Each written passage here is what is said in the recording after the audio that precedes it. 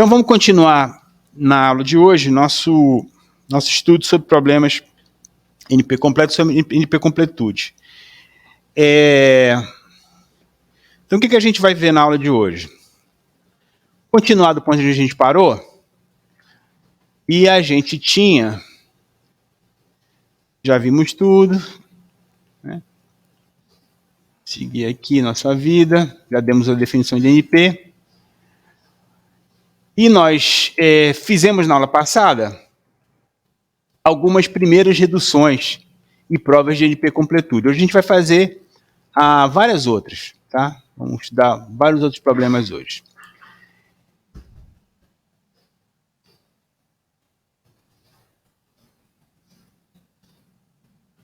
Bom, então,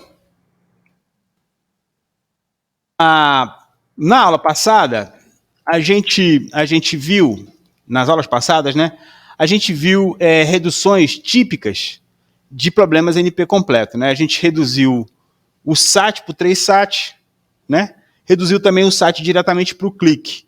Normalmente a redução mais comum é do SAT para o 3SAT e depois para o clique, mas a gente passou aqui direto do SAT para o clique, o que não é um grande problema.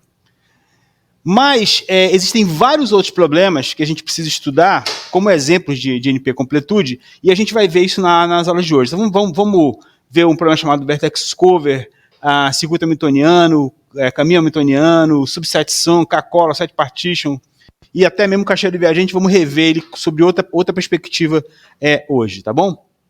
Então o que a gente vai ver hoje é problemas e reduções típicas de NP completude.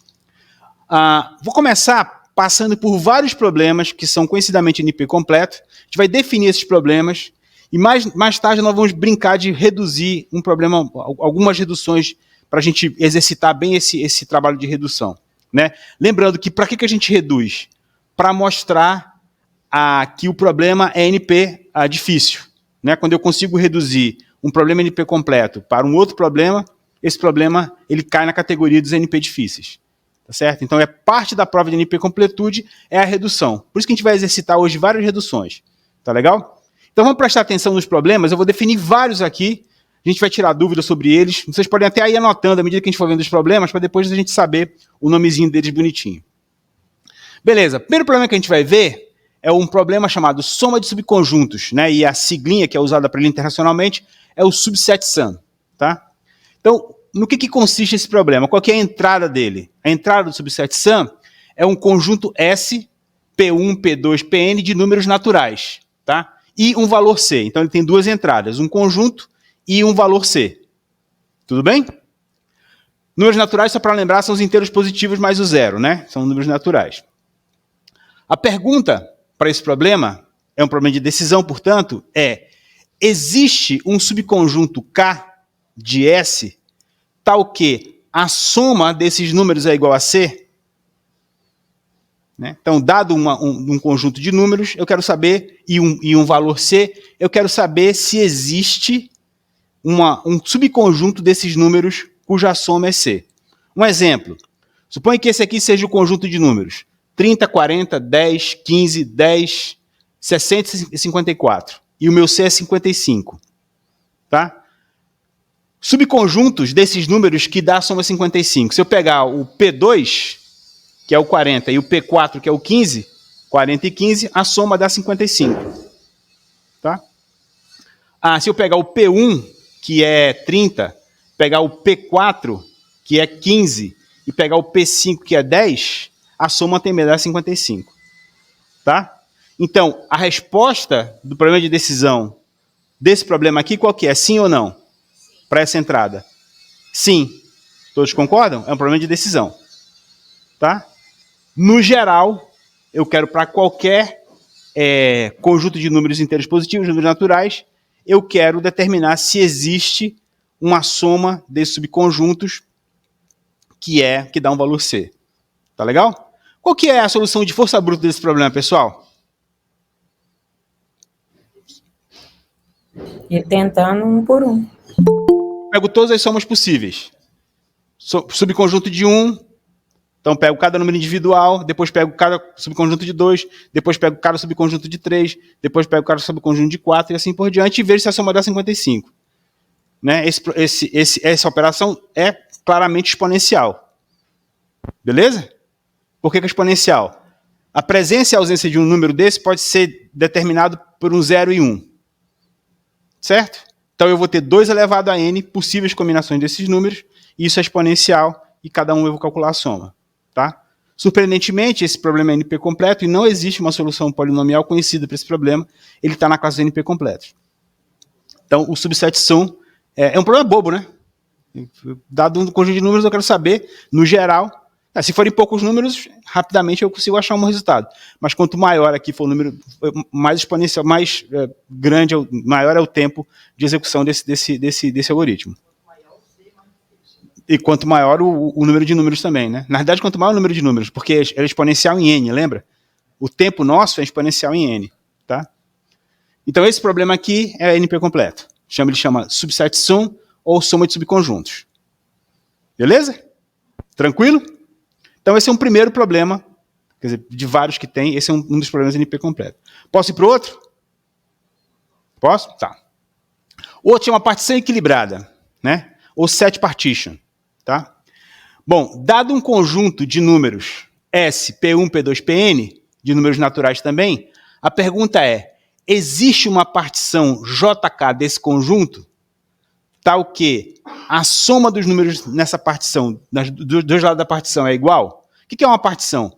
Partição são 2 subconjuntos de um conjunto, tal que esses conjuntos são disjuntos, ou seja, eu não tenho elementos comuns entre eles, e se eu unir os 2 conjuntos, eu tenho exatamente o conjunto original. Né? Então, a partição é chamada equilibrada quando ela satisfaz essa condição aqui, quando a soma dos números de uma partição de um lado é igual à soma dos números do outro lado. Vamos ver um exemplo? Olha lá. Os números são 3, 1, 1, 2, 2, 1. Que não é bem um conjunto, né? Na verdade é um multiconjunto porque os números se repetem. Mas eu posso dizer que a J é 1, 1, 1, 2, 2, 3. Estão vendo que esses 2 subconjuntos eles são disjuntos. Tá certo? O 2, 3 não está aqui e o 1, 1, 2 não está aqui. Tá? São disjuntos. Sim, mas esse elemento, o elemento, eu estou falando aqui do elemento, que elemento é esse aqui? 1, 2, 3, 4 e o elemento 5. Por acaso eles têm o mesmo valor, mas são elementos diferentes do conjunto. Tudo bem? Eles têm o mesmo valor, mas são elementos diferentes. Esse aqui é o P1, o P2, o P3, o P4, o P5, o P6. Eles têm o mesmo valor. Tá bom? Mas são elementos distintos. Beleza? Então, essa partição, né, ela tem a soma 5. Tá? E essa outra partição, 3, 1, 1 e 2, 2, 1, também tem a soma 5. Ou seja, existem... Então, a entrada nesse caso, o que é? Vamos lá. O conjunto, né? E eu quero saber se existem 2 subconjuntos disjuntos desses conjuntos, cuja soma é igual. Tá? Não pode sobrar elemento. Quando eu faço a união, eu tenho que ter exatamente o elemento original. Tá bom? Isso é definição de partição. Partição são 2 subconjuntos que cobrem todo o conjunto original e que são disjuntos. Beleza? Então a partição é equilibrada quando a soma dos elementos desses subconjuntos é o mesmo. Tá bom? Esse problema também é um problema NP completo. É um problema para o qual não se conhece algoritmo eficiente polinomial. Tá bom? Então, 2 problemas até agora. Subset sum e set partition. Vamos mais um? Posso ir para o próximo? Próximo.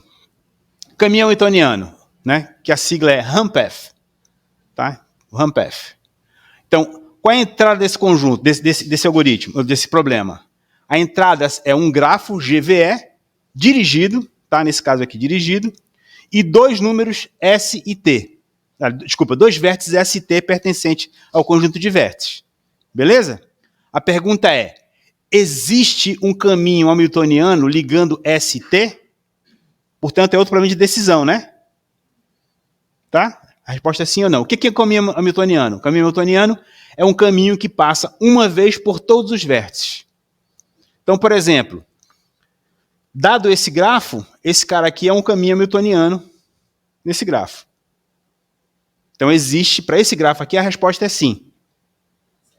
Tá bom? Eu passo por todos os vértices somente uma vez.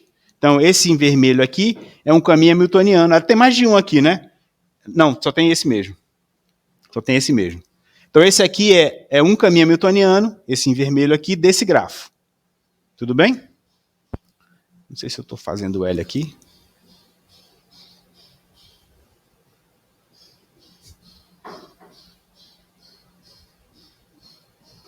Esse nojento. Às vezes ele funciona, às vezes não. O bicho tem vida própria. Às vezes o senhor faz somente um L. Não, é porque esse aqui é quando eu quero fazer o zoom. Certo? E esse aqui, ó, tá vendo? O zoom funciona, tá funcionando. Olha aí, fez o zoom. E esse aqui é quando eu quero que ele trave. Entendeu? Mas ele não tá travando hoje, tá? Tá de brincadeira comigo.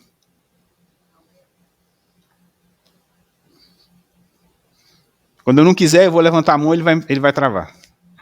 Então, olha só, para esse grafo aqui, galera, né, eu tenho esse caminho hamiltoniano que é esse em vermelho. Tá? Para esse outro grafo aqui, eu também... Esse aqui está mais difícil, né? De ver. Mas eu também tenho um caminho hamiltoniano aqui, ó. Tá aqui, ó. Sai do 0, vai para o 1, do 1 para o 2, do 2 para o 3, do 3 para o 4, do 4 para o 5, do 5 para o 6. Então também tem um caminho hamiltoniano nesse grafo dirigido. Tá bom? De novo, uma maneira, um algoritmo de força bruta, né? Eu pegar cada par de vértices, certo? E verificar se existe um caminho que inclui todos os outros vértices. Tá bom? Então eu posso gerar posso ter um algoritmo que gera para cada par de vértices, procura um caminho entre todos os vértices, tá certo? E se eu encontrar, a resposta é sim, se não é não. Tá bom? Uma coisa, parêntese aqui, pessoal, esses algoritmos de força bruta são bem interessantes, por quê? Porque quando a gente quiser provar que o problema pertence a NP, esse algoritmo de força bruta é o que a máquina não determinística vai executar em tempo O de 1, como se ele explorasse todas as possibilidades de uma. Então é bem interessante sempre pensar nesse algoritmo de força bruta por causa disso. Tá? Na próxima aula a gente vai ver exemplos de algoritmos não determinísticos. Tá? Hoje a gente vai ver só reduções. Aí eu vou voltar nesse assunto. Tá? Mas por isso que eu estou sempre chamando a atenção. A gente sempre consegue gerar uma solução exponencial enumerando todas as possíveis. Tá? Nesse caso eu vou ter que fazer isso para cada par de vértices. Tá bom? Mas é outro assunto que a gente está... Fecha parênteses aqui, só para a gente conversar um pouquinho sobre isso. Beleza? Então, esse problema é o caminho hamiltoniano, né? E ele, então, é um problema NP completo também. Tá bom? A gente vai ver depois as provas aqui, mas só já mostrando que ele é. Entenderam o caminho hamiltoniano? Tá. Beleza. Se ele travasse em mim, seria muito bom.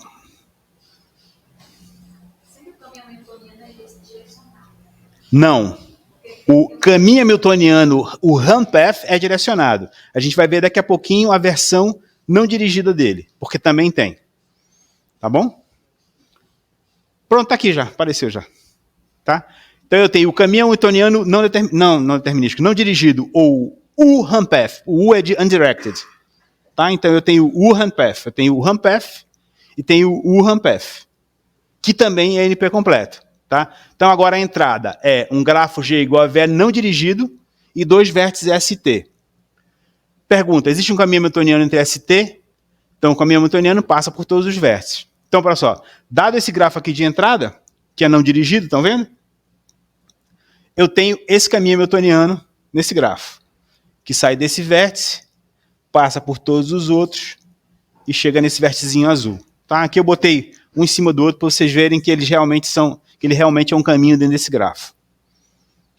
Beleza? Qual é a diferença entre um e o outro? Um é no grafo dirigido e no outro é no grafo não dirigido. Tudo bem? Então eu tenho o caminho hamiltoniano no dirigido e o caminho hamiltoniano no não dirigido. Os dois são NP completo. Beleza? Tranquilo? Joia. Posso seguir? Tá muito rápido? Como é que tá? Tá bom? Tá numa velocidade de cruzeiro? Então vamos embora. Agora, o ciclo hamiltoniano, né? Que eu posso ter tanto a versão não dirigida como a versão dirigida. Então eu tenho o Hansirk, tenho o Hansirk. A diferença só é que nesse caso eu só tenho um vértice de entrada e o ciclo ele sai e chega nesse vértice. Tá? No caminho eu tenho dois vértices, eu saio desse vértice e chego no outro. No ciclo eu só tenho um vértice, que é o início e o fim do caminho. Não, não é ainda o caixeiro viajante. Ainda não é o caixeiro viajante. Já já eu vou mostrar o caixeiro viajante e vou mostrar a diferença para o caixeiro viajante. Tá bom? Daqui a pouquinho eu vou mostrar a diferença para o caixeiro viajante. Esse aqui é o ciclo hamiltoniano. Determinístico ou não determinístico. Dirigido ou não dirigido. Tá bom? Então, olha. Ele é um caminho hamiltoniano que termina no mesmo lugar que começou. Tá? Nesse caso aqui. Só repete o primeiro. Isso é a definição de ciclo. O ciclo é um caminho que começa e termina no mesmo vértice e não repete nenhum, a não ser o primeiro. Circuito, exatamente. Tá? Então, olha só, nesse grafo de entrada, eu tenho... E aí veja que ele pode começar em qualquer um, né? Porque, de fato, eu vou começar e terminar no primeiro, no mesmo cara. Então, por exemplo, posso começar aqui. Pronto. Botei até aqui um em cima do outro para ver que tem realmente um ciclo nesse grafo. Ele pode ser tanto não dirigido quanto dirigido. Tá? Tem as duas versões iguais que tem para o caminho. É? Então pronto. É o grafo de entrada. Se o grafo for dirigido, é o Hansirk. Se for o Hansirk, então é o não dirigido. Tá bom?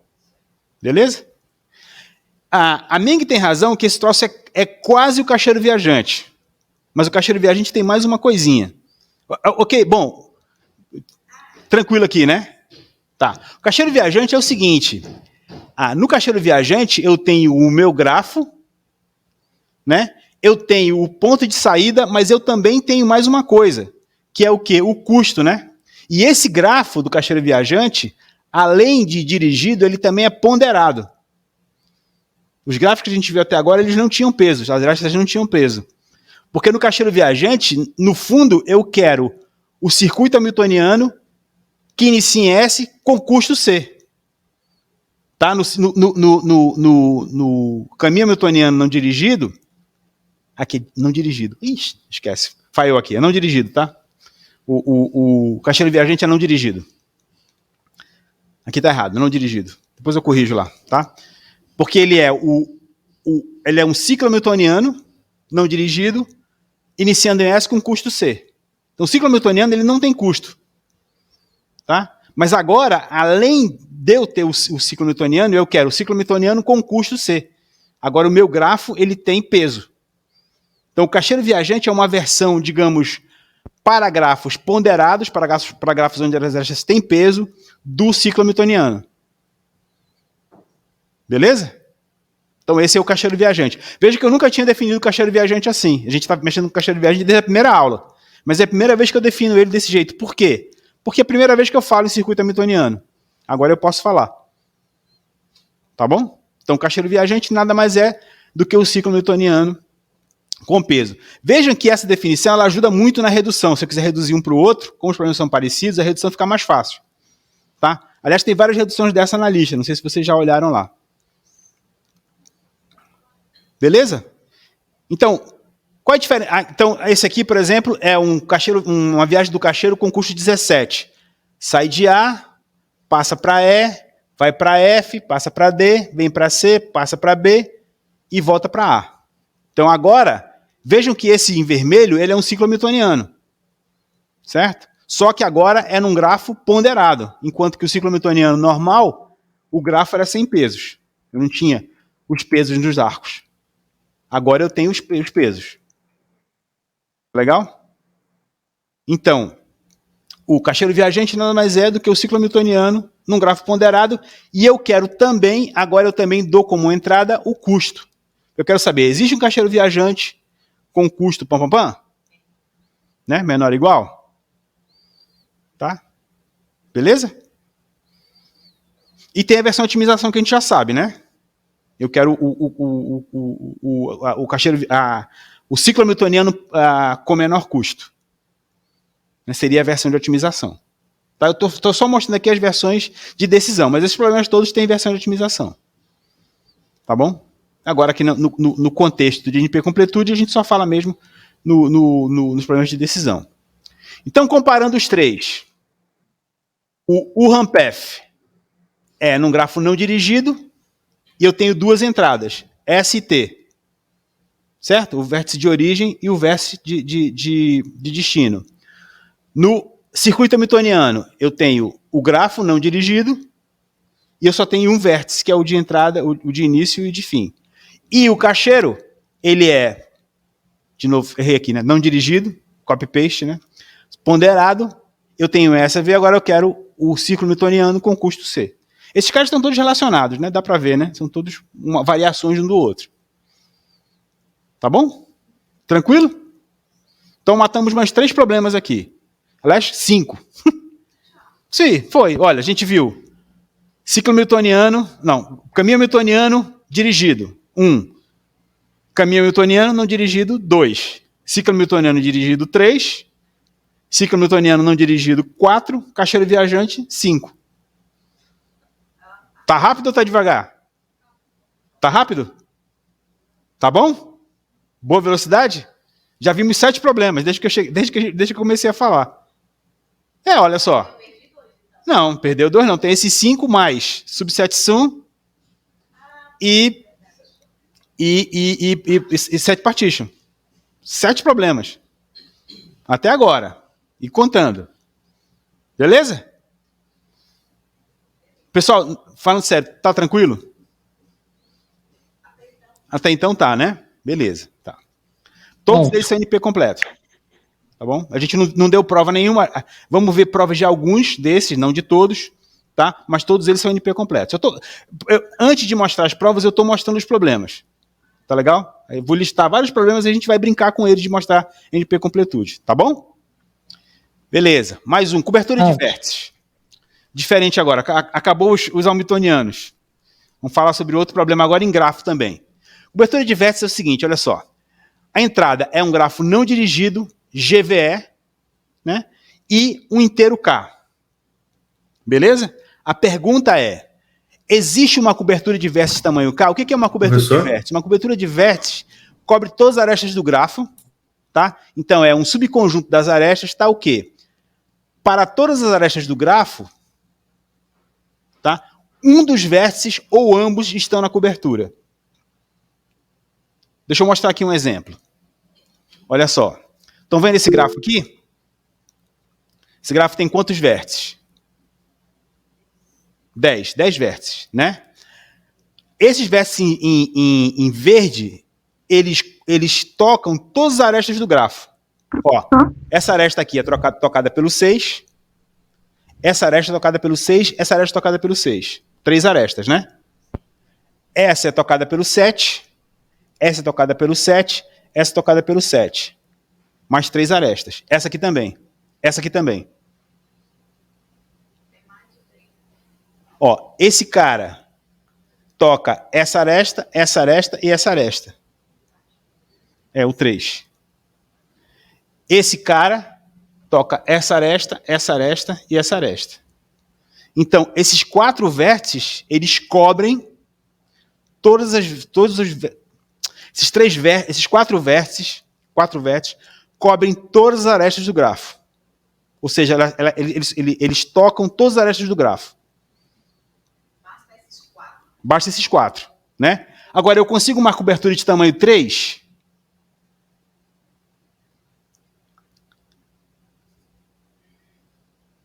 Não vou conseguir, certo? Se vocês... Não, se vocês forem olhar, por exemplo, vamos tirar esse cara aqui, ó. Vamos tirar esse cara.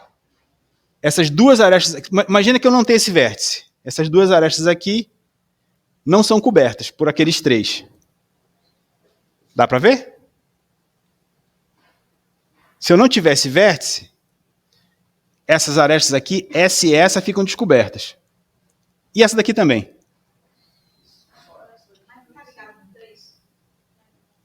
Ó, tô falando essa... esse aqui está no 7, né? É verdade. Esse está no 7, essa aqui não está. Né? Vou tirar o 10 daqui. Faz de conta que não tem o 10. Se não tiver o 10, esse arco aqui não existe. Certo? Se eu tirar o 3, um monte. Se eu tirar o 7, se eu tirar o 6. Então, para esse grafo não existe uma cobertura de vértices com K igual a 3. Mas existe uma cobertura de vértices com K igual a 4. Essa cobertura é 6, 7, 3, 10. Então, qual é a entrada desse problema? Opa, peraí. É um grafo não dirigido G igual a VE e um K. E eu quero saber, existe uma cobertura de vértices de tamanho K? Ou seja, existe um subconjunto de K vértices que cobrem todas as arestas? Esse é o problema de cobertura de vértices. Beleza? O K tem que ser menor do que a quantidade de vértices. Tá? Até porque é um subconjunto, né? Então eu não posso ter no subconjunto mais elementos do que no conjunto. Sim. Tá? Ó, esse grafo aqui, ó. Ver se o pessoal aqui consegue me acompanhar. Colabore comigo, câmera. Ela hoje está enfesada.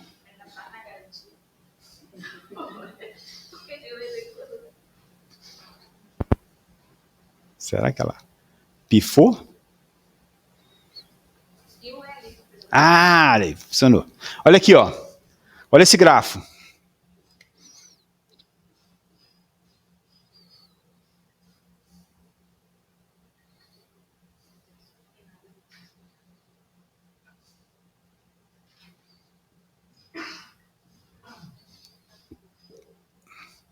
Qual é a menor cobertura desse grafo? A menor cobertura possível. 1. Né? Eu tenho um cara que cobre todas as arestas. Tá bom?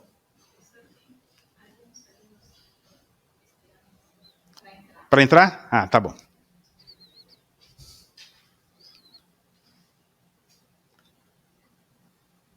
Muito bem, pessoal.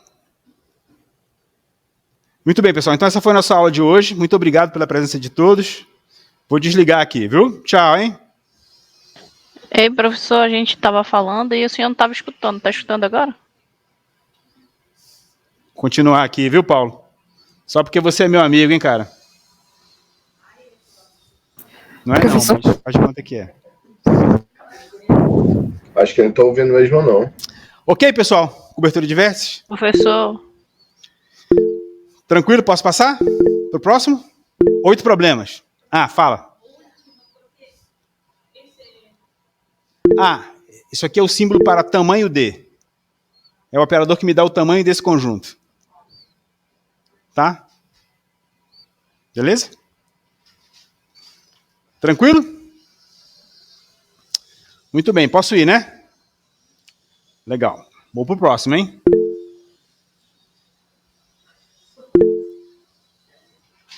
Bom, o próximo é coloração de grafos, ou K-color.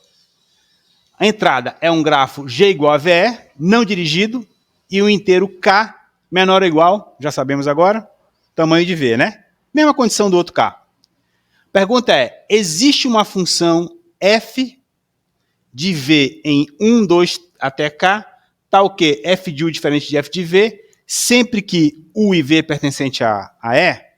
Traduzindo para o português, é possível colorir os vértices do grafo com K cores, tal que dois vértices adjacentes nunca tenham a mesma cor?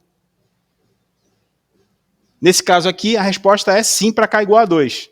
Né? Eu consigo colorir esse grafo com duas cores, de tal maneira que dois caras adjacentes nunca tenham a mesma cor. Vamos ler isso aqui. Ó.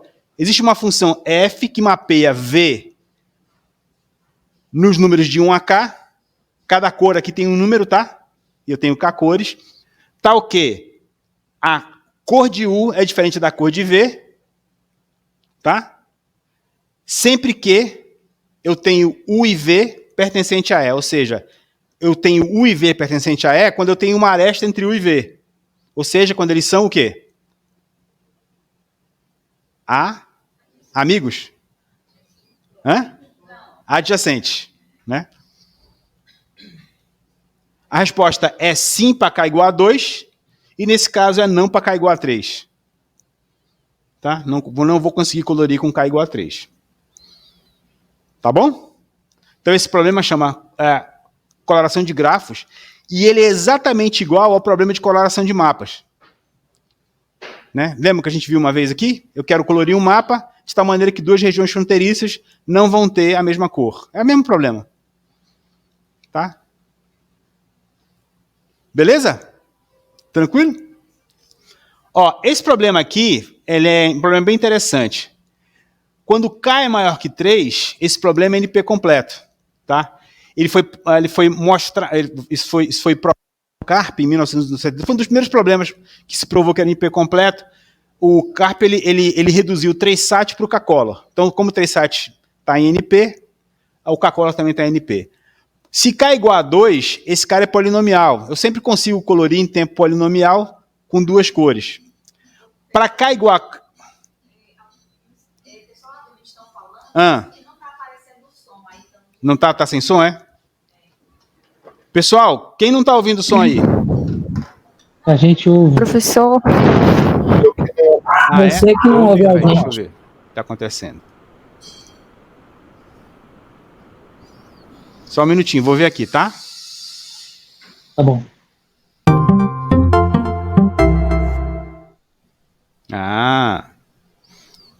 Esse problema aqui já está mapeado. Pronto, podem falar agora. Estou ouvindo. Oi, Aldo. Oi, estou ouvindo. Agora estou. Qual foi? Teve alguma dúvida que eu deixei passar, pessoal? Hã? Não, acho que não. Não. Tá bom, então, beleza. Joia. Então, deixa eu seguir aqui. Então, esse problema, pessoal, do K-Color é o seguinte. Então, para K igual a 2, ele é sempre polinomial, e para K igual a 4, todo grafo pode ser colorido com 4 cores, né? Todo grafo planar pode ser colorido com 4 cores. O que é um grafo planar? Ele pode ser desenhado no plano sem arestas se cruzando. Então, toda vez que por isso que eu consigo fazer isso para mapa. Né? No mapa eu não tenho como fazer cruzamento. Então, para K igual a 4, eu sempre consigo colorir qualquer mapa com 4 cores, sem que as fronteiras os caras não sejam fronteiriços, tá? Então, esse Kemp deu a primeira prova ainda em 1879, muito antes de ter computador, né? Tinha um erro na prova dele, e aí o Percy John Hildon, que é um matemático muito famoso, conseguiu mostrar para 5 cores, e de 4 cores foi só provado em 1976 por essa dupla aqui. Tá? Então, esse é um problema muito conhecido, né? Mas eu botei esse slide aqui para mostrar para vocês o seguinte, que a computação, ela precede os computadores. Tá legal? O computador é só uma maneira da gente fazer as coisas mais rápido. Mas o processo de computar veio antes do computador. Tá? Essas perguntas todas já estavam no ar muito tempo antes. Beleza? Bom, vimos, salvo engano, 9 problemas. Então vimos o que a gente já tinha visto antes, né? O SAT, o 3SAT, o click, subset sum, set partition, os dois caminhos hamiltonianos, os dois circuitos hamiltonianos, caixeiro viajante, cobertura de vértices e o K-Color. Tá? Vimos, então, quantos tem aí? 11? 12? 11, né? 1, 2, 3, 4, 5, 6, 7, 8, 9, 10, 11, 12. Só faltam agora mais 2.981 problemas para a gente estudar. Bora? Bom, então existem muitos outros problemas NP completo, né? Mais de 3.000 catalogados, conhecidos, provados. Né? O livro do Gary Johnson, aquele livro que eu falei para vocês na aula passada, Computers Intractability, tem vários desses problemas, não tem todos. E esse link da Wikipedia tem lá 3.000 catalogados. Vocês podem, se quiserem ficar provando. Dá para fazer, olha aí, Meng, 200 antes do café, mais 200. Em uma semana acaba. Não tem mais problema para provar NP completude. Um dia dá para provar tudo. Tem uns problemas bem curiosos. Esse aqui vocês conhecem.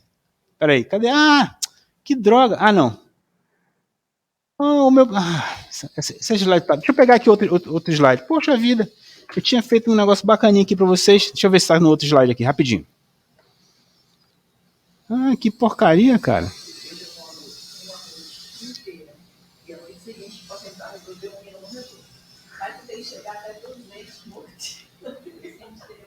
Então precisa ter mais noite, né, cara? Precisa botar mais ou mais horas na noite ou mais noites, né? Das duas, uma. Deixa eu ver aqui. Eu tinha colocado um negocinho para vocês aqui olharem, uma curiosidade. Deixa eu ver, não sei cadê. Deixa eu ver aqui. Ah, acho que está na versão nova. Acho que está aqui.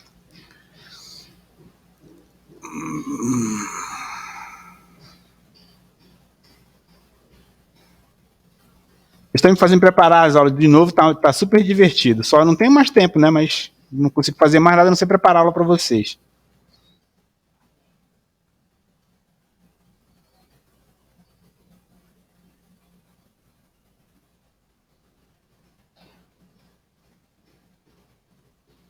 Cadê? Depois a gente fala então deles. Não, eu vou mostrar logo aqui, a surpresinha. Esse cara aqui, ó. Cubo mágico. Ele é um problema que está entre os NP completos. Já ouviram falar nesse problema, né? No cubo mágico? Eu já aprendi isso, mas não sabia. Pois é, tu estava estudando PA fazia tempo e tu nem sabia. Né?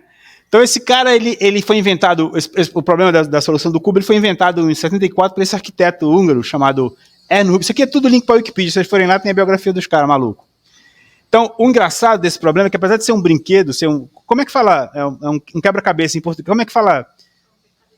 Como é que é? Rompe-cabeças? Rompe-cabeças, né? Um puzzle, né?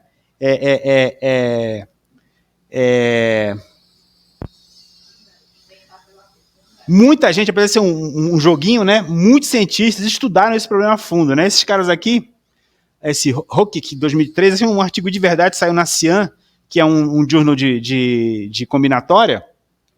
Ele mostrou que dá para resolver essa versão que a gente conhece, de 3x3x3, né? 3x3x3, né? Dá para resolver com 20 movimentos. Né? Por isso que tu vê o pessoal resolvendo aí na televisão, de olho fechado, não sei o quê, porque esses movimentos são bem conhecidos. Não é nada demais, não. Se o cara decorar, o cara rapidinho faz. Enquanto os 20 termina. Não tem nada de extraordinário nisso, não. Né? Então, com 20 movimentos, dá para resolver esse problema. Mas a versão NN, ela é NP completo. N por N por N é NP completo. Ou seja, o caso geral, né? Esse cara aqui, por exemplo, é 9. É 9 por 9 por 9. Né? Então, o Stephen Cook, lembram desse nome? Do teorema de Cook, o cara que provou que existe a classe, quer dizer, que conjecturou que existe a classe NP completo, ele usa esse exemplo para mostrar um caso em que é fácil verificar a solução. Você pegar um cubo, olha para ele, está resolvido, né? Então, você consegue verificar em tempo polinomial. Você bate o olho e já sabe. Né? Mas é difícil encontrar a solução. O Stephen Cook usa isso como exemplo. O cara que provou NP completude, ele usa esse exemplo para mostrar o caso de um cara que é verificável em tempo polinomial, mas é difícil de resolver. Tá? No caso geral, no cara que tem N por N por N elementos, esses caras aqui mostraram em 2018, outro dia, 4 anos atrás, 5 anos atrás, que esse cara é NP completo. Eles reduziram o RAMPF para o Rubik Cube, que desse momento em diante entrou para a classe dos problemas NP completo. Hã? Só em 2018. Esse aqui é de quantas faces? Esse aqui é de 11 faces e esse é de 9 faces. Tem um monte de cubinhos engraçados, né? Mas só que, assim, no caso... Então, lembre-se o seguinte, como ele está em NP completo, a gente sabe que a solução que existe para ele é a exaustiva. Né? Aquela de 20 passos é por 3 por 3 por 3. Mas quando a gente vai aumentando o número de dimensões, se a complexidade é polinomial, o que vai acontecer? Vai ficando cada vez mais difícil de resolver. Então isso está mostrado porque esse cara tem NP completo. Né? Então, então veja, essa propriedade foi mostrada. Né? E é um joguinho bacana, né? Quer dizer que isso aqui foi feito fazendo a redução do RAMPF por Rubik Cube. Tá? Só de curiosidade, não vai cair na prova não. Só pra gente... Bom, deixa eu voltar aqui para o ponto onde eu estava. Já dei spoiler aqui, deixa eu voltar aqui para onde eu estava. Bom, galera, então tá. Então nós vimos aqui todos esses problemas hoje, né? Vimos aqui, então...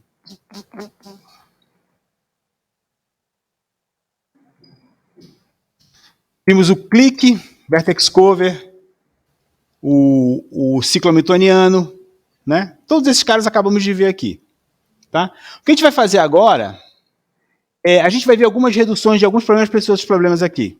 Né? Porque o que a gente quer fazer na prática... Então vamos lembrar, né? O que é uma redução?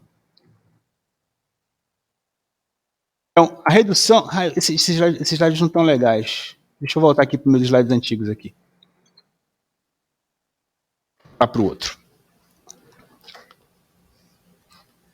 Essa versão aqui não está legal, não. Só trocar o slide aqui de novo. Arthur, eu já passei pela tua dúvida, não? Na verdade, ela estava logo no primeiro slide. Já Aquele matou? slide que mostra o resumo dos probleminhas. Não, eu queria perguntar ainda. Tá, então deixa eu só abrir aqui o slide que eu sei que está correto. A gente volta lá já.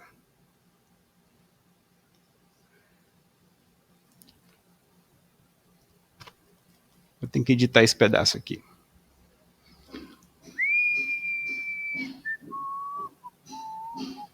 Estão vendo aí, né?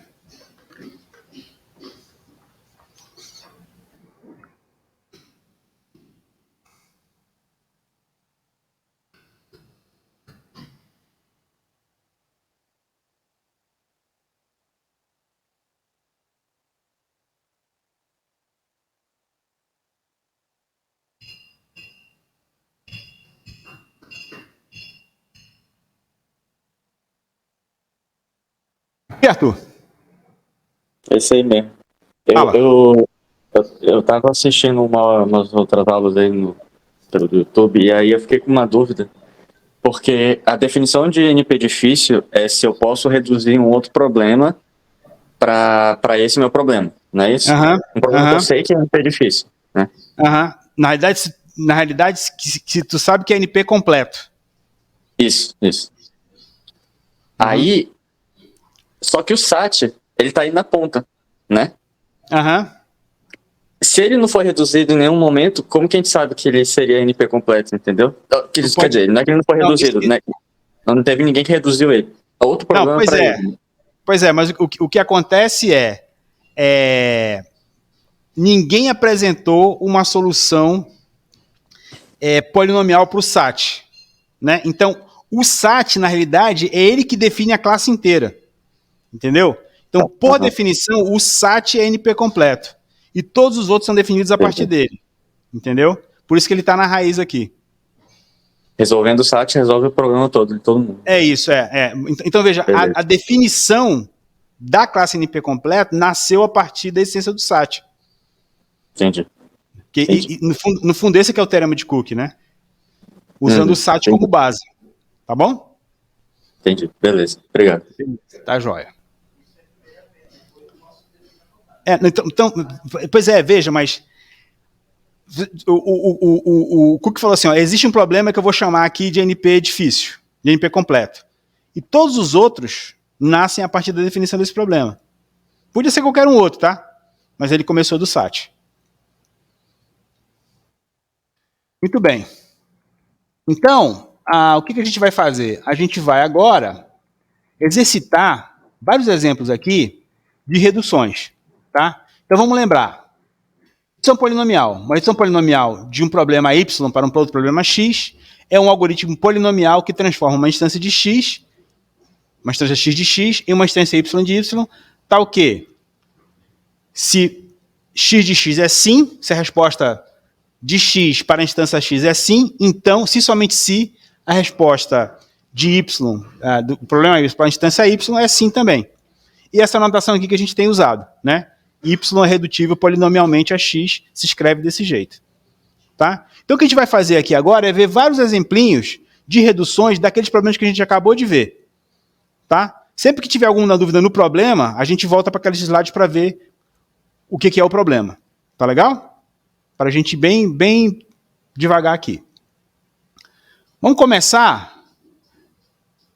não, antes disso, deixa eu só... Bom, no caso do 3SAT eu não vou resolver, eu só vou dar aqui a ideia. Dos outros eu vou fazer detalhadamente. Tá? Então vamos ver aqui do caso do 3SAT. Lembram que essa aqui é uma entrada do 3SAT?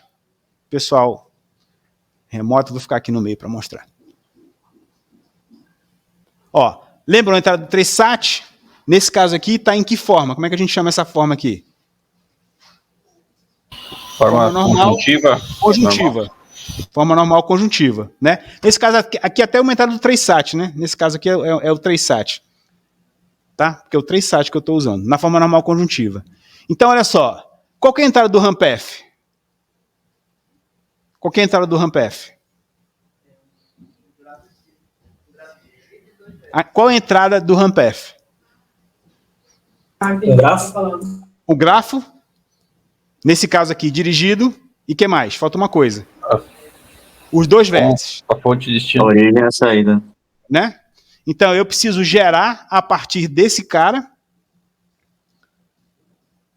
o grafo G e os vértices ST. Tenho que transformar essa entrada nessa entrada. E depois eu tenho que mostrar que F é satisfatível se somente se existe um caminho hamiltoniano ligando os dois. Tá? Isso aqui que tem que fazer. Tá bom? Eu não vou fazer aqui, eu vou fazer outros, mas vou deixar essa aqui, a proposta, para vocês depois fazerem em casa. Tá bom? Então, essa é a redução do 3SAT para o RAMPF. Tá? Também posso reduzir o 3SAT para o subset sum. Então, entrada do 3SAT, uma fórmula da lógica proposicional, né, na forma normal conjuntiva. A entrada para o subset sum, S, que é um subconjunto dos naturais, e o valor ser pertencente a S. Então, F é satisfatível se somente se existe um subconjunto de S, tal que a soma é C. Tá?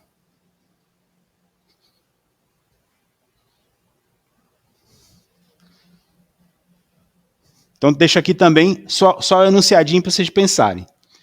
Bom, agora eu vou fazer um mesmo, que é esse aqui. Agora valendo. Tá? Vou reduzir o subset sum para o set partition. Tá? Vamos lá. Vamos lembrar, a entrada do subset sum é o quê? Um conjunto, só isso. Não, subset sum não tem, porque eu quero as duas partes, eu quero a partição onde os dois subconjuntos têm a mesma soma. Então eu não dou o valor, né? E o set partition, qual é a entrada? Aliás, o contrário, né? Besteira. O subset sum tem razão, é o conjunto e o número da soma, né? O valor da soma. O subset sum que é só os dois conjuntos. Um conjunto só, desculpa, um conjunto só. Tá? Beleza? Estão lembrados aqui? Pessoal remoto, tudo bem? Tem que lembrar disso para a gente poder seguir. Tá? Beleza. Então vamos lá. Então a gente quer reduzir o subset sum para o set partition. Então vamos pegar uma entrada do subset sum. Tá? Então vamos pegar lá aqui o S, P1, P2, Pn, e C uma entrada do subset sum. Tá? Então vamos lá. Agora, vamos pegar S, um subconjunto desse cara, tal que o número, desculpa, eu vou pegar a soma de todos os elementos que tem lá dentro. Esse Szinho aqui é a soma dos PIs que estão aqui. Ou seja, a soma dos elementos que estão aqui. Então eu vou construir uma entrada do set partition, que é S'. Então, a partir de S, eu vou pegar uma entrada S', que tem os seguintes elementos. P1 até Pn, são os elementos daqui, e tem um elemento D. Tá? Ou seja, ele tem um elemento a mais. Estão vendo lá? Esse elemento a mais, ele é igual a S, que é a soma dos pesos desse elemento, menos 2C. O que é o C aqui? Uma entrada. Certo? 2 vezes C. O dobro de C. Por quê? Porque isso vai levar a gente para o resultado. Tá? É isso. Né? Então, por exemplo, se o S for 3, 1, 1, 2, 2, 1 e C for igual a 4, então eu vou construir um elemento que tem 3, 1, 1, 2, 1, 1 e mais um elemento que é o 2. O que é esse 2 aqui? Esse 2 é a soma, 3 e 1, 4, 5, 7, 9, 10. Né? Então, 10 menos 8, que é o 2C, então vai ficar 2 aqui. Beleza? Então, a minha entrada para o subset sum o set partition é esse elemento. Tá? Deu para ver que eu consigo construir essa entrada a partir dessa em tempo polinomial? Na realidade, linear, né? É só copiar e gerar mais um. Beleza? Bom, então temos uma transformação polinomial. Só que agora falta provar o quê? Que quando a resposta para essa instância é sim, a resposta para essa instância também é sim. E ao contrário, quando a resposta para essa instância é sim, a resposta para outra instância também é sim. Beleza? Se somente se. A transformação tá legal? Tá ok? Tranquila? Polinomialzinha? Então, beleza. Só precisamos agora provar que ela está correta. Vamos lá. Muito bem. Se existe um subconjunto K de S com soma C, esse S, lembrem que é a entrada do subset sum. Então, existe um subconjunto K união D', desculpa, K união D, D é o cara que a gente construiu lá, de S', cuja soma é C mais D igual a C mais S menos 2C, ou seja, S menos C. Por que eu dobrei e depois subtraí? Para poder dar certinho a conta. Tá? Então, o restante dos elementos de S' tem soma S menos C e formam, com K união D, uma partição equilibrada. Eu não construí um cara com D? Então eu sei que se eu somar esse cara com C, eu vou ter exatamente C mais S menos 2C. Porque o que foi que eu fiz aqui? Eu construí... Cadê? Opa. Eu construí com o D, S menos 2C. Então se eu subtrair, eu vou voltar para o resultado original. Tá? O que sobra tem soma S menos C, que é exatamente igual a do outro. Então, se eu tiver o subconjunto K de S, que a soma é C, então eu também vou ter a partição equilibrada no S'. Então está provada a ida. Está aqui, ó, porque a soma é a mesma. É equilibrada? Vamos lá. Como é que é o set partition? Dado um conjunto, eu tenho dois pedaços dele, dois subconjuntos, que tem a mesma soma. Tá aqui, ó. Esse pedaço tem a soma S menos C, e o que resta tem que ter a soma S menos C, porque ele é exatamente K união D. Então tem que ter. Vamos lá. Vamos lá de novo. Se existe um subconjunto K de S com a soma C, então existe um subconjunto K união D de S'. Está aqui o primeiro subconjunto. Tá? Cuja soma é C mais D. D é S menos 2C. Então eu tenho C mais S menos 2C. Tira, faz a continha, esse troço é sempre S menos C. Certo? Bom, então esse aqui é o primeiro subconjunto. Tá?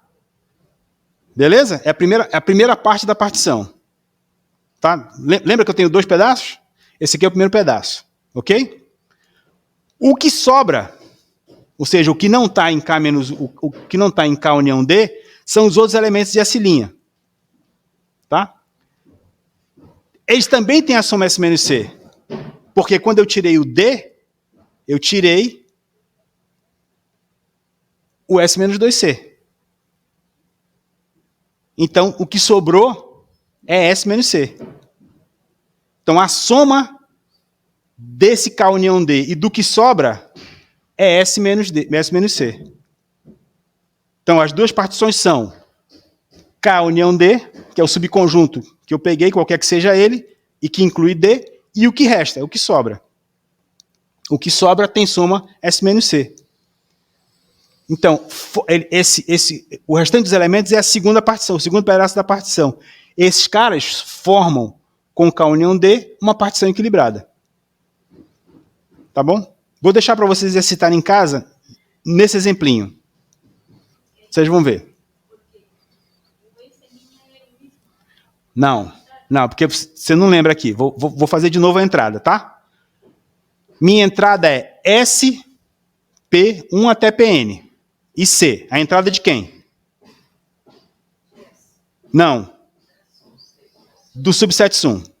Então eu vou construir uma entrada para o set partition que tem um conjunto S', tá aqui o S', formado por todos os elementos de S mais o D.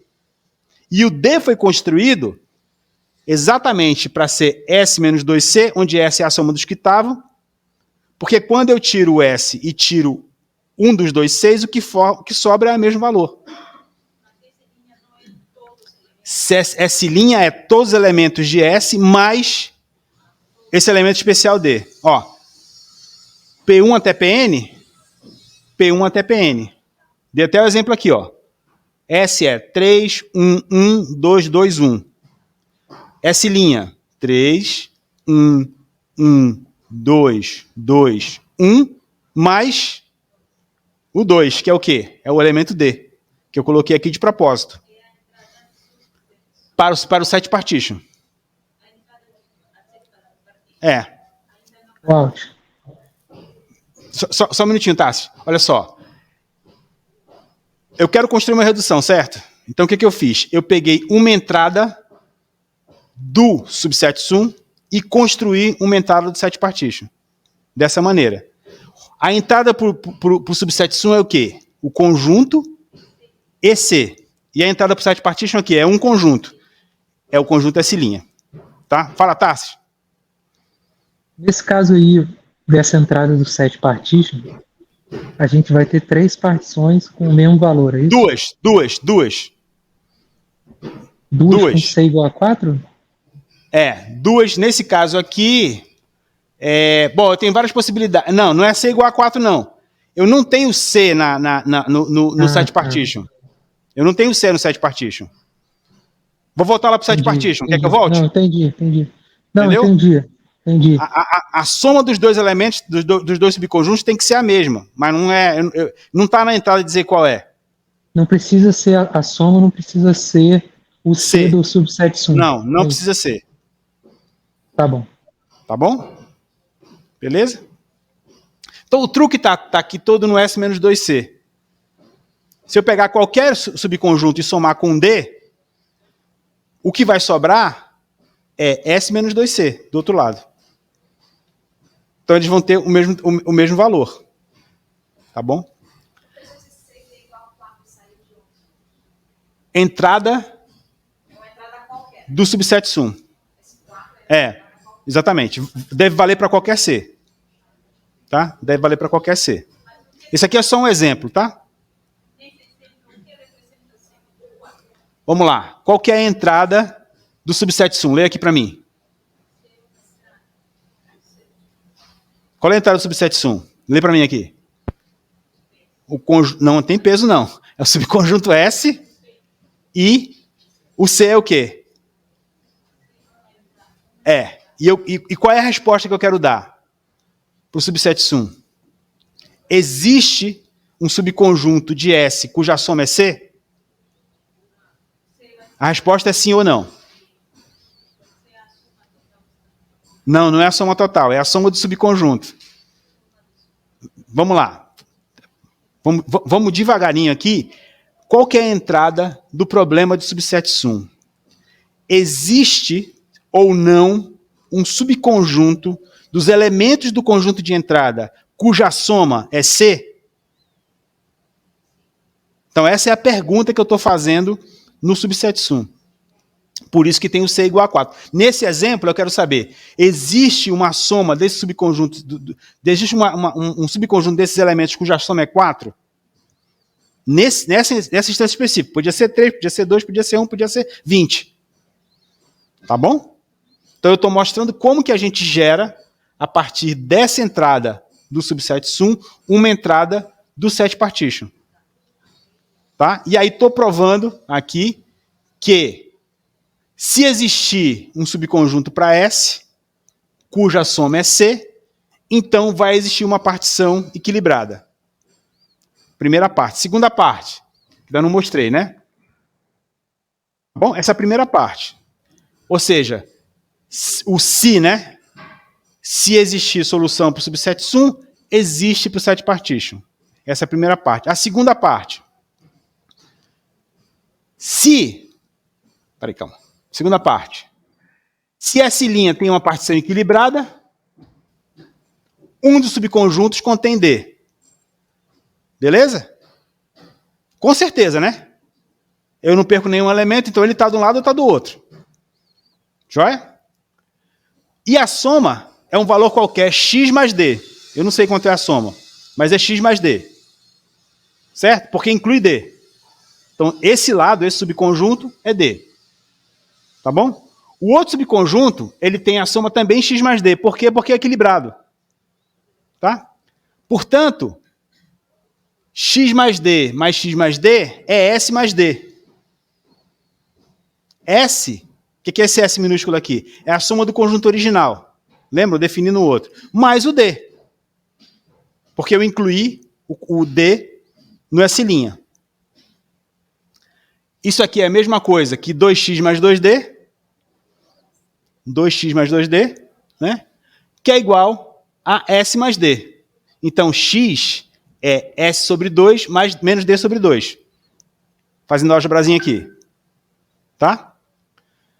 Como D é igual a S menos 2C, então a gente vai ter x igual a S sobre 2 menos S sobre 2 mais C. E o x, quanto era? C. Então, se eu tenho a partição equilibrada, então eu tenho uma soma que dá C. Que é do outro subconjunto, né? Que é do outro subconjunto. Portanto, há um subconjunto da entrada S cuja soma é C.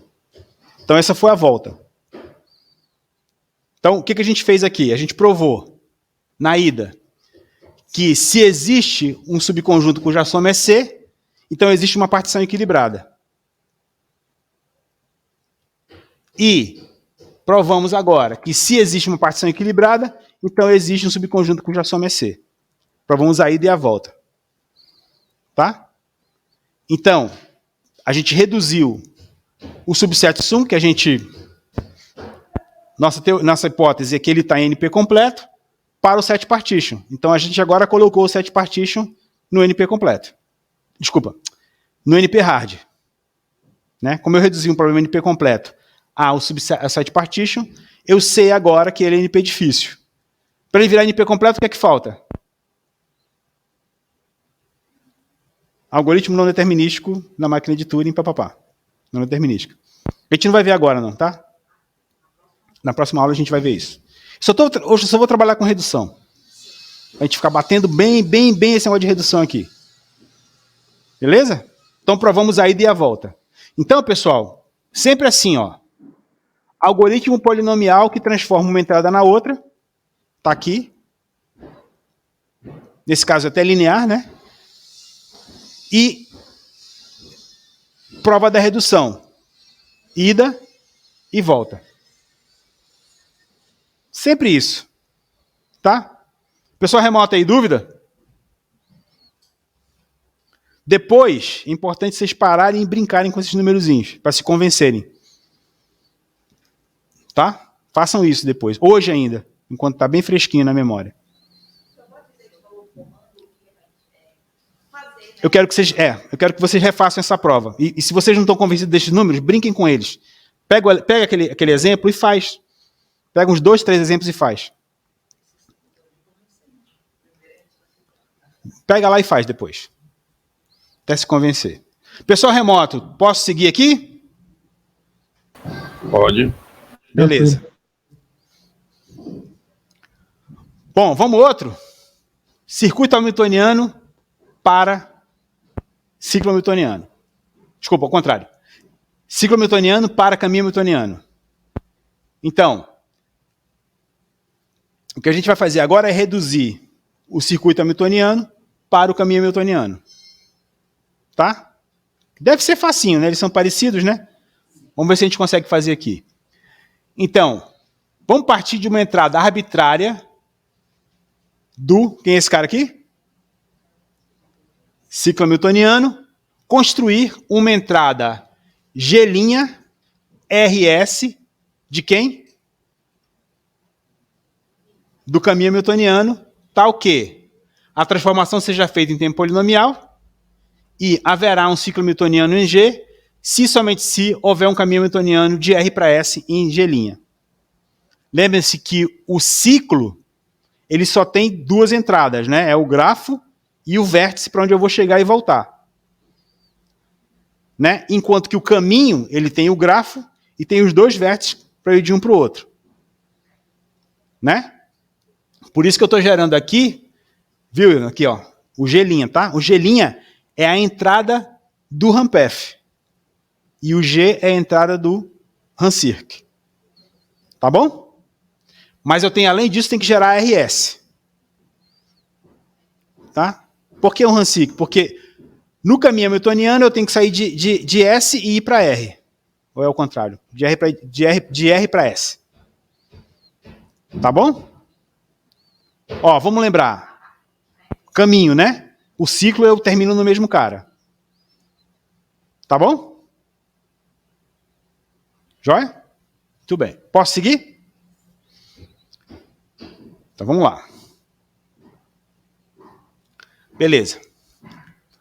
Então, seja uma instância do ciclo hamiltoniano para um grafo G. Então eu vou escolher um vértice arbitrário, V, qualquer vértice, e vou dividir em dois nós para obter um grafo G'. Então eu vou pegar um vértice qualquer, que é o V, e vou dividir em dois vértices, o V' e o V. O V', ele vai receber todos os arcos que estavam chegando em V. E o V duas linhas, ele vai ter todos os arcos que estavam saindo de V. Tá bom? Isso para qualquer vértice. Beleza? Então, a gente agora tem uma instância do caminho hamiltoniano que começa em V' e terminando em V duas linhas. Porque o ciclo ele pode começar em qualquer vértice e terminar em qualquer vértice. Certo? Então eu peguei um desses caras e quebrei ele em dois.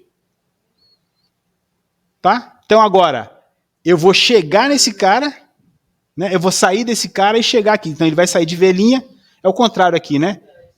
Ele sai de duas linhas e termina em V', que está trocado. Tá? Deu para ver que eu construí esse vértice aqui, esse novo grafo aqui em tempo polinomial?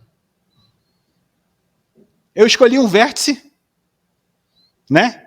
Peguei todas as áreas que estavam chegando nele e movi para o outro. Para os outros dois. Né? Ou seja, eu só preciso saber pegar quantas áreas estavam chegando, quantas estavam saindo e criar um novo grafo. Algoritmozinho em tempo polinomial. Então essa transformação aqui é polinomial. Tá? Então o que eu fiz? Peguei uma instância do ciclo newtoniano num grafo G, escolhi um vértice qualquer V de G e dividi em dois nós para obter o grafo G'. Então esse é o grafo G'. O grafo G' é igual ao grafo G. Ele só tem uma diferença. Um dos vértices foi dividido em dois. Tudo bem? Tranquilo, pessoal? De verdade? Pessoal remoto, tranquilo? Sim. Esse novo grafo foi gerado em tempo polinomial, tranquilamente. Tá? Vamos seguir. Então, temos o algoritmo, né? O que falta agora? Provar o quê? A ida e a volta. Né? Beleza. Então, eu tenho que provar que G' tem um caminho hamiltoniano, se somente se G' tem um ciclo hamiltoniano. Pode ser o contrário. G' tem um ciclo hamiltoniano, se somente se G' tem um caminho hamiltoniano. Já que é se somente se, tem que provar os dois lados mesmo. Né? Então, vamos ver aqui a ida e a volta. Se G' tem um caminho hamiltoniano, a mesma sequência de vértices trocando V' por V é um circuito hamiltoniano. É simples, eu tinha um circuito hamiltoniano, eu tenho um caminho hamiltoniano que sai de V' e chega em V. Ao contrário, sai de V duas linhas e chega em V'. Né? Sai daqui e chega aqui. Certo? Ora, se esse caminho existe, é porque no original, onde eu separei os dois, onde eles eram V, eu tinha um ciclo. Certo? Eu não separei os dois. Então, se eu consigo chegar de um para o outro, significa que eu conseguia sair do original e chegar nele. Então, eu tinha um ciclo. Tá? E o outro é até óbvio, né? Se G tem um ciclo hamiltoniano, a mesma sequência de vértices trocando V por V' e V é um ciclo hamiltoniano. Tá? Esse aqui é super fácil de provar. O contrário também é fácil de provar. É só unir o vértice. Não, na verdade, tu tem que escolher o ST, juntar num só, e aí está resolvido. Tem que ser adjacente. Não, é porque, ó... Desculpa, é porque eu estou usando... aqui é o caminho hamiltoniano e aqui é o ciclo hamiltoniano. Eu devia ter usado a sigla que eu estou usando lá em cima. Tá, o CAN-RAM é o RAMPF e o SIC-RAM é o RANCIRC. Só porque ficou aqui na transparência velha, ficou a sigla diferente. Tá? Mas é a mesma coisa. Eu digo a última palavra de cada frase. Ah, verdade. Da SIC e SIC. Ó, CAN e SIC, SIC e RAM. Aqui tinha que ser um CAN, tem razão. Tá? Depois tu me manda, o slide 105, manda para mim que eu conserto ele. Tá? Antes de distribuir vocês, eu conserto ele. É o 105. Tá? Beleza? Esse aqui foi facinho, né? Bem facinho esse aqui. Esse aqui é bom de cair em prova, né? Bem facinho. Por favor. Aí o cara erra. Puta, errei o que ele faz. Muito bem. É isso. Que horas são? Já tá bom por hoje, né? Aí agora vamos provar o cubo. Não, vamos não. Bom, o que a gente vai fazer Não, ainda não vamos ver. Não, na próxima aula, o que a gente vai fazer? Bom, então, só resumindo o que a gente viu hoje, né? Vamos só fechar aqui. A gente viu vários problemas.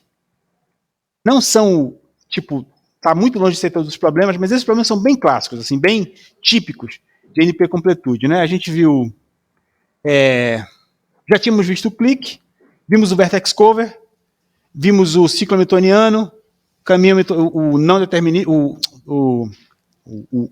não determinístico, direcionado, não direcionado, vimos o caixeiro viajante, vimos como é que eles se relacionam, né?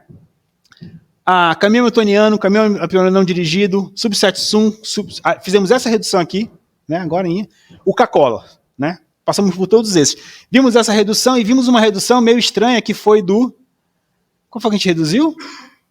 A gente fez essa redução aqui ao contrário, né? A gente fez essa redução ao contrário. Podia ter feito essa direção também, que dava na mesma. Tá? E vimos, assim, exemplos das outras reduções. Tá? Na lista tem várias reduções. Vocês já podem começar a exercitar e já vamos fazer um NAP na semana que vem para sacudir os corações. Quarta-feira ainda não, vamos fazer na segunda-feira. Vocês me fizeram avacalhar o NAP, agora é programado, né? Eu digo, não, vai ser tal dia. Né? Vocês são terríveis. Tá bom?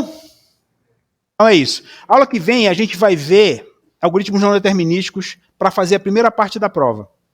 A gente só viu a segunda parte da prova, que é a prova de NP hard, né, para mostrar as reduções. Está faltando os exemplos da primeira parte das provas, que é as provas que está em NP. Ou seja, gerando algoritmos não determinísticos. Vamos ver isso na aula que vem. Aí essa semana a gente termina esse assunto de reduções e na semana que vem a gente vai ver o último assunto do curso, que é a parte de algoritmos aproximados. Tá bom? O que a gente faz quando não tem jeito? A NP completo, ferrou, como é que a gente vai viver? Então vamos ver isso na aula da semana que vem. Aproximados. Tá bom? Dúvidas?